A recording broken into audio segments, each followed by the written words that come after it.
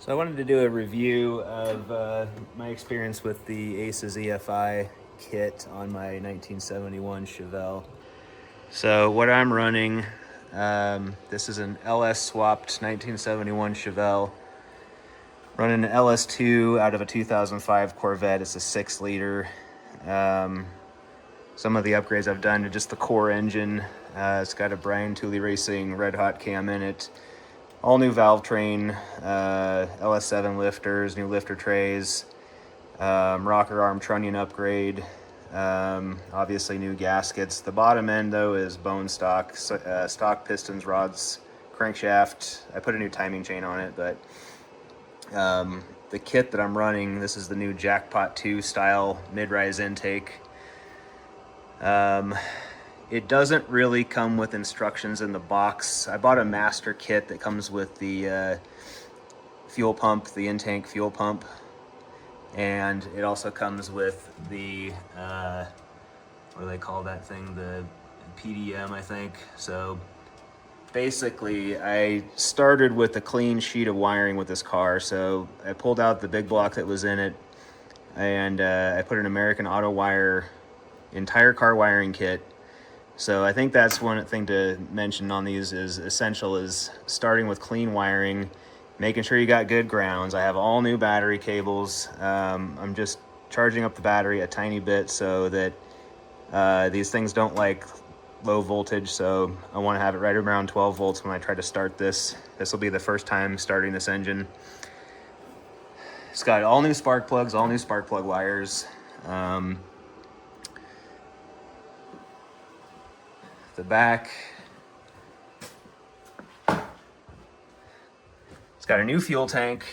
This is the fuel pump assembly in there. All new PTFE hoses.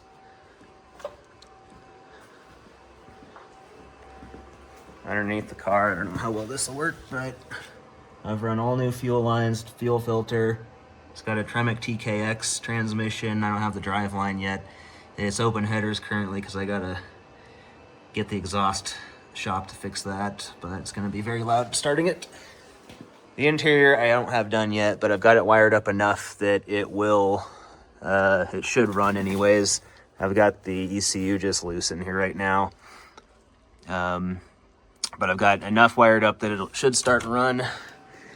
I've got the 8-inch handheld, and should be able to monitor all of the systems on that since I don't have any gauges installed currently. Level of difficulty to install, I'd say moderate.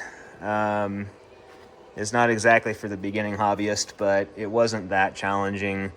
All of their directions are online. I started, before I even put the motor in, wiring the PDM exactly how it was described in the wiring diagram. I've got dedicated 14 gauge wire running back to the fuel pump through the inside of the car to the back. It's grounded up here. I've got its own dedicated power and ground going to the battery.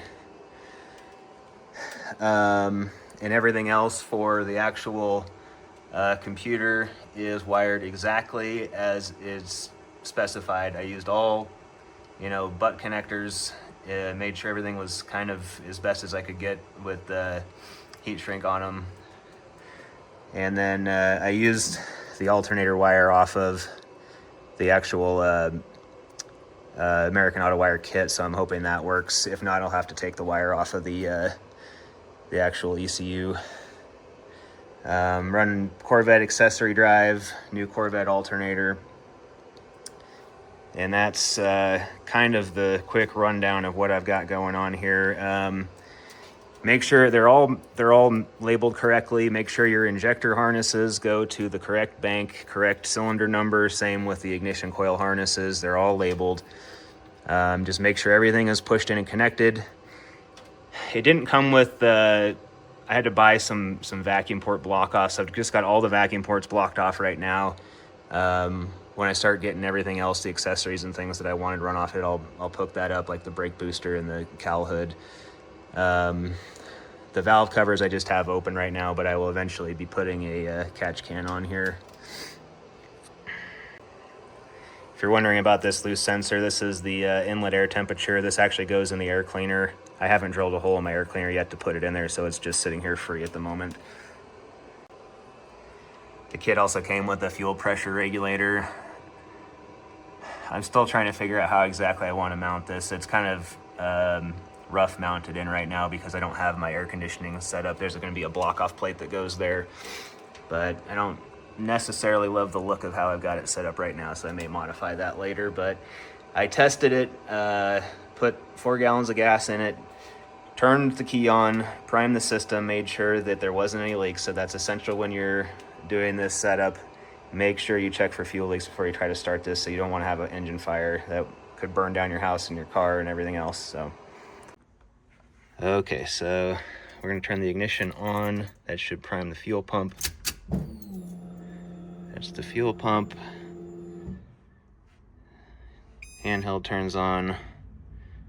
I've already done the programming on this, and I want to watch the oil pressure, so I'm going to pull up the sensors page here for OPS, and then here we go.